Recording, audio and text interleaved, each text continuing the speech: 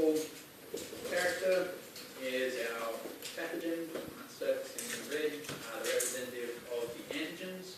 So remembering that antigens are any recognisable part of the cell, and with a bacteria it's usually also the part that allows it to infect other cells.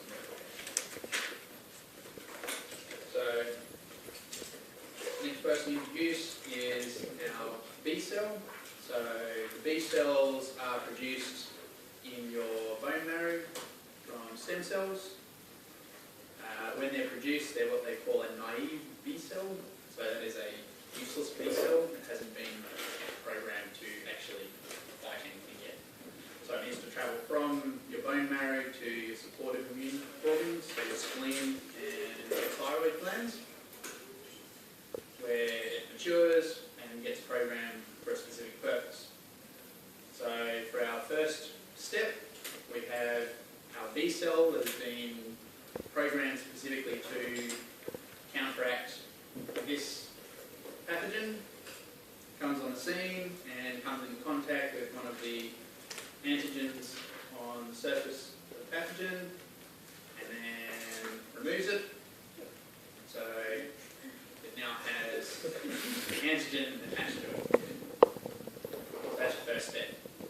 The second step is it then digests the antigen, so it takes that inside the cell, digests it, and then expresses it mixed with MHC2, which is the major histocompatibility complex, just stick with MHC, and it has part of the antigen peptide mixed in with it.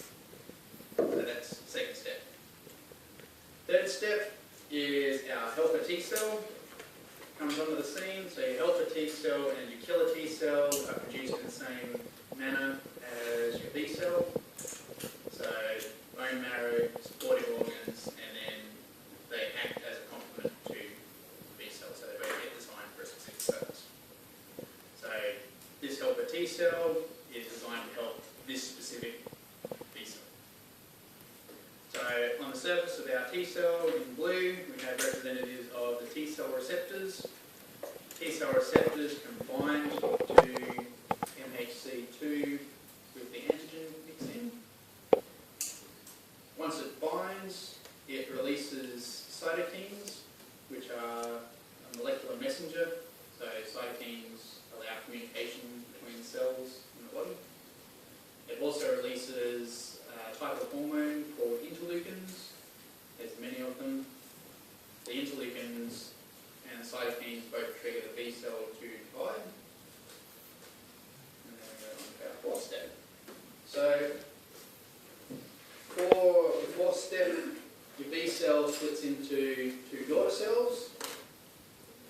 Then what happens is one of the daughter cells divides into the two types of plasma cells. Our little one here is our memory cell. Only about 10% of the divisions are memory cells. They live a long time and they become active on a repeat infection. So when you have a repeat infection, memory cell turns into this one, which is your active plasma cell. When your B cell divides, 90% are this active plasma cell. So I'll just do a quick diagram because it's confusing. So we have B cell divides into two daughter cells. So 1 and 2. What then happens is you have one of the daughter cells turns into your plasma cells. So it divides into two plasma cells, which is as far as that daughter goes. The other daughter then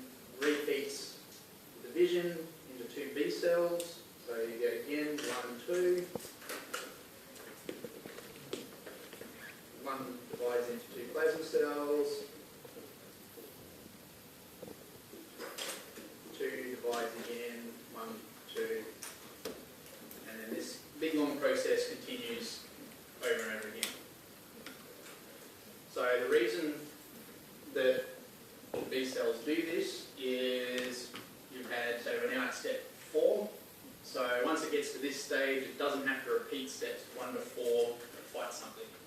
You can just keep dividing into plasma cells and daughter cells and keep going until it's destroyed the infection. So, go back to our active plasma cell now. So your active plasma cell doesn't divide into more plasma cells, it uses all its energy to produce the red things we can see on the surface, which are the antibodies. So antibodies are specific to our antigens on our pathogen over here. So the ones on here are specific to this pathogen and its antigens.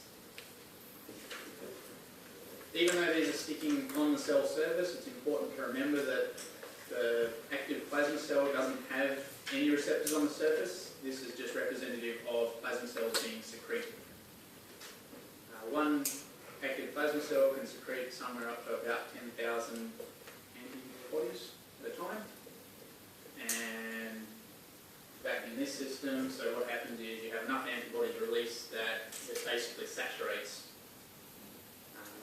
the bloodstream, so it fills the bloodstream full of antibodies. The antibodies then go and actively bind to any antigens or pathogens that they come in contact with. So this step, plenty of these get released. What then happens in our 6th step is antibodies will bind into the pathogen, like that. So this then forms what is called MHC1, which is different to MHC2 that we had earlier. This binding deactivates the antigen, so it's no longer infectious, can't infect any cells by an antibody attached to it. We then have our killer T cell, so it has the same origins as our helper T cell, so stem cells, supportive organs, goes into the body. Killer T cells are not like your helper T cell, so they're not programmed for a specific pathogen. What they're designed to do is recognise this MHC1 molecule. So anything that exhibits this, they attack and destroy, which is why you have MHC2, so it doesn't attack the rest of your organs and cells. So the green on the surface is again T cell receptors. They bind to MHC1. This triggers the release of cytotoxins, which cause holes to form in the cell wall of our bacteria. It then loses its osmotic balance and swells and bursts. At the same time, it releases a different set of chemicals called proteases, and the proteases cause cell death because they break down all the proteins inside your pathogen. So the end result, and this is another important part, the end result is that this whole lot all dies. The T cell uses up all of its function to fight a single pathogen, and the antibody gets used up in the process as well. So that's the full process broken into slightly easier to see diagrams and pictures that I had before. Important things to note, these cells and your plasma cells